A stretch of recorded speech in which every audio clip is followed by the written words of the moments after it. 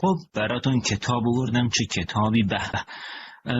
پیش از اینکه شروع کنیم من میخوام بهتون بگم که این زمان این کتاب برمیگرده به 1200 سال پیش از میلاد مسیح در شهر بابل، شوش، دوره ایلامی، آشوری.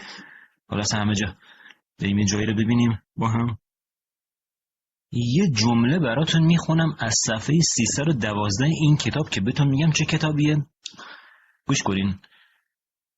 زرتشت رو به جنوب غرب ایستاد، ذکری گفت و به سجده رفت، ایستاد و بار دیگر به سجده رفت و به همین صورت 12 بار دیگر ایستاد و به سجده رفت و در همان حالت ماند تا اینکه نور خیره کننده در ارتفاع نچندان بلندی پدیدار شد که با سرعت کم به سطح زمین نزدیک می شد.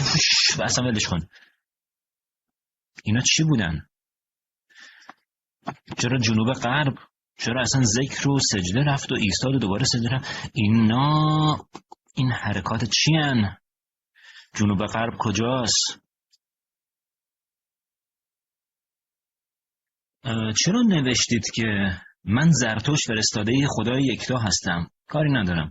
شما را از پرستش شیاطین و بت‌هایی که در آنها حلول می‌کنند نهی و به سوی پروردگار جهانیان دعوت می‌نمایم. من یادم نمیاد در جایی از کتاب زرتشت همچین چیزی نوشته باشه که بخواد یک کتازی حضرت زرتشت رو نشون بده. دست کم اگه بخونیم کتاب اوستا همچین چیزی نیست. و اینکه بگید که به امر خدا تسلیم و احکام او را در زمین به اجرا درآورید. چرا تسلیم؟ آیا تسلیم شدن نشانه پذیرش شکست نیست؟ که دین باوران وارثان زمینند. دین باوران چرا وارثان زمین باشند؟ پس خرد باوران چی؟ دانش باوران، عشق باوران، مهر باوران، میهن باوران، انسان باوران، اینها حقی ندارن؟ این از این. بریم برای بعدی. یک چیز دیگه هم هست. اینجا میگه خدای یکتا قطعا از میترا سخن نمیگویی. بعد جواب میاد که میترا، آناهیتا و هر آنچه که ایزدان خود میپندارید اینها شیاطینن و از انحراف و فساد در ادیان انبیای پیشین نشأت میگیرن. ببخشید، انبیای پیشین؟ مگه ما پیش از زرتشت چی داشتیم؟ مگه ما ادیان باستانی ایرانی نداشتیم؟ تا جایی که دقیقاً شناسایی شده دو دین که یک دینم با احتمال وجود داشته که پاگان بودن، ادیان پاگان بودن، ادیان چند خدایی. و چند خدایی چیز بدی نیست. همون جور که کسی دوست نداره به خدای یکتای شما چیزی بگه، شما هم نباید به خدایان دیگر ادیان چیزی بگید. مگر کوروش نبود که در بابل وقتی اومد همه رو بخشید و گفت هر کسی خدای خودش رو میپرسته، چه تک خدا، چه چند خدا، اصلا چه بی خدا. اینا چیه نوشتین تو این کتاب؟ واقعا که بعد اینا بانوان ایران زمین هستند، خداوندگاران ایران زمین هستند. تا ایران و ایرانی هست اینها هم هستند، ولی اینها جزو خدایان و اساطیر ایران هستند. من کاری به خرافه ادیان شما ندارم، ولی اینها از خداوندگاران و اساطیر ایران هستند. میترا، آناهیتا و هر کسی که میخواین بذارید، اینها را نمیشه منکر شد. یکی میگه اینا وجود ندارن، باشه وجود ندارن. اینها اسطوره های ما نمیتونیم از هر چیزی که فرار کنیم از اسطوره نمیتونیم فرار کنیم. اسطوره بخشی از هویت یک کشور، هویت ملیه. با اونهاست که ما ملیت خودمون میسازیم، هویت خودمون میسازیم. از کجا اومدیم؟ ما میترا و آناهیتا داریم، رومی ها مینروا دارن، یونانی ها آتنا دارن. خب پس اینها رو نمیشه از اون ملیت گرفت. اینها شیاطین نیستند. آقای نویسنده و کسانی که در این پشت کمک کردین که مثلا این کتاب چاپ بشه، واقعا متاسفم.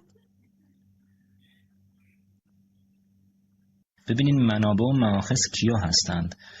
من چیزی نمیگم، خودتون بخونید و ببینید. مخصوصا ایشون اسمشو میبینید حتما.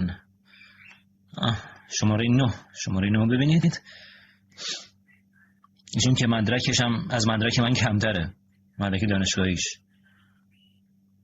باور کنید اگه تمام کتابای ژانر ادبیات داستانی که واقعا به ادبیات دنیا کمک کرده، ایشون هیچی نخونده و هیچی نمیدونه، مخصوصا تاریخ کشور خودش اگه ایرانی باشه. اسم کتاب چیه؟ من اشتباه کردم این کتابو خریدم، ولی الان که خوندمش فهمیدم چه بساطیه تو ایران که چه کتاب‌هایی چاپ میشن، ذهن جوانای ما، بچه‌های ما مخصوصا دهه 80 رو شستشو میدن. من به عنوان برادر بزرگترتون، دوستتون که یه دهه 60 هستم، مراقب باشید، مراقب ذهن پاکتون باشید، به بازی گرفته نشه. این طرح جلد رو ببینید. یه چیزی بگم دیگه، نوشته این کتاب خیلی جذابه ولی ایدئولوژیکه، ولی انحرافات تاریخی داره، انحرافات مذهبی داره، انحرافات اسطوره‌ای داره. من نمیتونم این چیزا رو نادیده بگیرم، مجبور شدم دیگه بگم. بعد از چند ماه من این کتابو خیلی وقت دارم، ولی خب امروز دیگه سعی کردم یک ویدیو بگیرم و بتونم تدوینش کنم و بتونم برای همه بفرستم.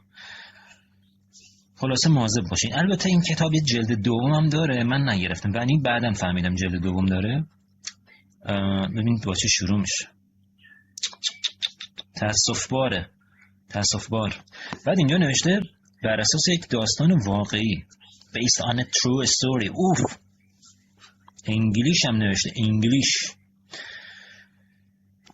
خرد یارمون باشه. التماس تفکر دارم. به خرد میسپارمتون و به خداوندگاران ایران.